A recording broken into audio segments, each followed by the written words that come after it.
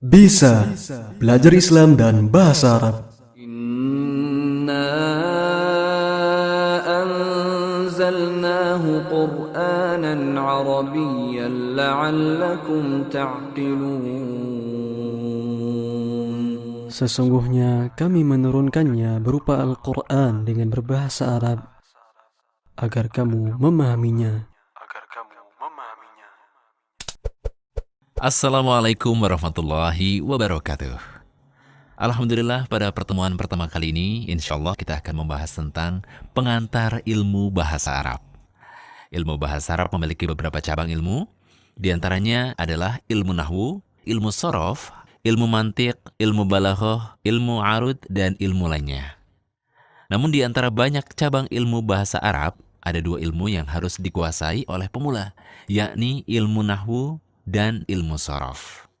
Dengan mempelajari ilmu nahwu dan ilmu sorof, insya Allah kita bisa membuat kalimat dalam bahasa Arab yang benar sesuai dengan kaidah-kaidah bahasa Arab. Adapun ilmu-ilmu lainnya seperti ilmu mantiq, ilmu balaghah, dan ilmu arud sudah tidak lagi membicarakan cara membuat kalimat yang benar dalam bahasa Arab, tetapi sudah sampai pada cara membuat kalimat dengan indah, baik susunannya maupun maknanya. Jadi, sebagai pemula, kita wajib untuk menguasai ilmu nahwu dan ilmu sorof. Pada dasarnya, ilmu sorof adalah bagian dari ilmu nahwu. Lalu apa perbedaan ilmu nahwu dan ilmu sorof? Ilmu nahwu adalah ilmu yang mempelajari struktur kalimat bahasa Arab. Sedangkan ilmu sorof adalah ilmu yang mempelajari perubahan kata dari satu bentuk ke bentuk yang lainnya. Secara sederhana kita bisa mengatakan bahwasanya ilmu sorof itu menyediakan kata-katanya, sedangkan ilmu nahwu itu memberikan kita kaidah bagaimana cara menyusun kalimat yang benar, termasuk di dalamnya cara memberi harokat yang benar. Karena di dalam bahasa Arab, perbedaan harokat juga bisa menyebabkan perbedaan makna. Nah, agar kita bisa memahami perbedaan antara ilmu nahwu dan ilmu sorof, silahkan dibuka diktat ilmu sorof untuk pemula pada halaman 1. Di sana kita bisa mengambil contoh kalimat jalasa Zaidun yang memiliki arti Zaid telah duduk. Jika kita melihat kalimat ini, maka kita bisa melihat peran ilmu sorof dan peran ilmu nahwu dalam susunannya. Yang pertama adalah kata jalasa. Ada alasan kenapa kata kerja yang dipilih adalah jalasa. Dan ada pula alasan kenapa Zaid di sini memiliki harokat domatain sehingga menjadi jalasa Zaidun, bukan jalasa Zaidan ataupun jalasa Zaidin. Kemudian yang kedua, ada alasan kenapa kata jalasa lebih didahulukan daripada kata Zaidun. Kita lihat di sini adalah jalasa Zaidun, bukan Zaidun jalasa. Nah, yang kita bahas ini adalah ilmu nahwu, karena kita mempelajari susunan kata dalam suatu kalimat. Adapun peranan ilmu sorof dalam susunan kalimat ini terletak pada pemilihan kata jalasa. Kenapa yang dipilih adalah kata jalasa? Padahal kata jalasa sendiri itu memiliki 14 bentuk. Ada bentuk jalastu yang memiliki arti saya telah duduk, kemudian jalasta yang memiliki arti kamu telah duduk, dan bentuk yang lainnya. Sedangkan jalasa sendiri adalah kata kerja untuk orang ketiga tunggal laki-laki. Nah, ilmu yang mempelajari perubahan bentuk kata seperti jalasa menjadi jalasta, menjadi jalastu, dan perubahan bentuk lainnya masuk ke dalam pembahasan ilmu sorof.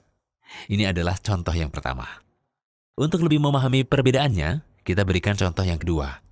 Misalkan kita gunakan kata alhamdu. Di dalam Al-Quran, kadang kita menjumpai kata alhamdu, yakni pada Al-Fatihah. Alhamdulillahi Rabbil Alamin. Kita perhatikan bahwasanya alhamd di sini kita baca dengan domah. Namun di kesempatan lainnya kita sering mendengar para khotib membuka khutbahnya dengan membaca innal hamdalillah. Kita perhatikan alhamd pada kalimat khutbah pembuka ini dibaca dengan harokat fathah, bukan domah sebagaimana di Al-Fatihah. Kemudian di lain kesempatan kita melihat seorang ulama, Imam Al-Baiquni, pengarang kitab hadis.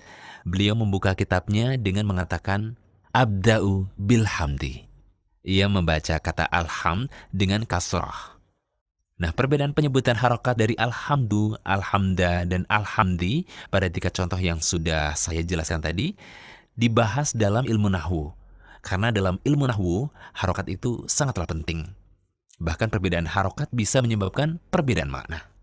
Contohnya misalkan kita menggunakan kata doroba yang memiliki arti memukul. Jika kita menyusun kalimat doroba Zaidun bakron, maka maknanya adalah Zaid memukul Bakar. Akan tetapi bila kita membacanya sebagai doroba Zaidan Bakar, maka maknanya adalah Bakar memukul Zaid.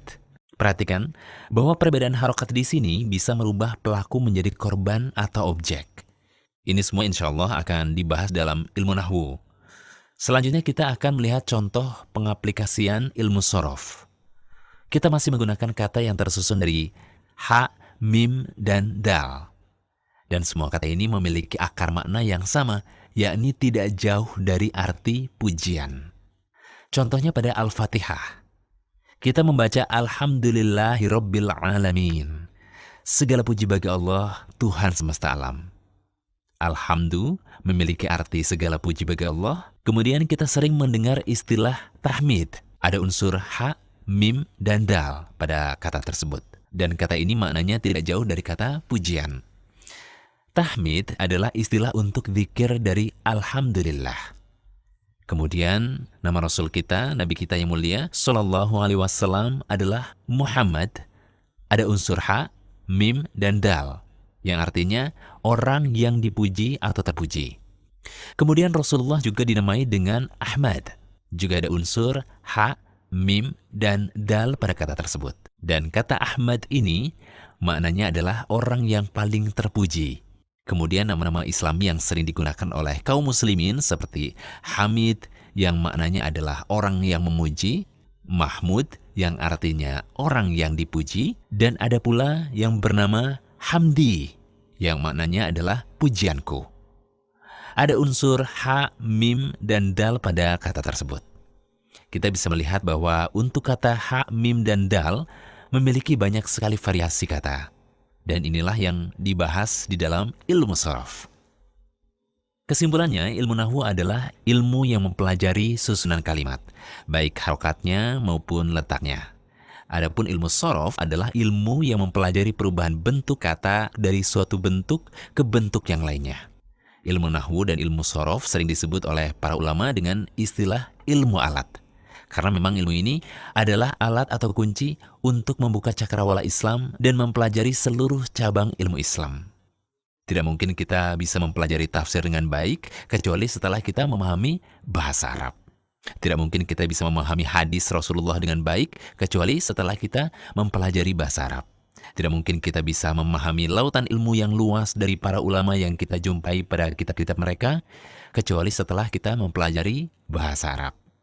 Jadi benarlah perkataan seorang penyair yang mengatakan bahwa an-nahwu aula awalan ayyu'lama idil kalamu dunahu la yufhama.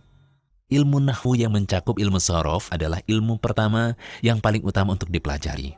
Karena perkataan Allah dalam Al-Quran, perkataan Rasulullah dalam hadis, perkataan ulama dalam kitab-kitabnya tidak dapat dipahami kecuali setelah kita mempelajari ilmu nahwu dan ilmu sorof.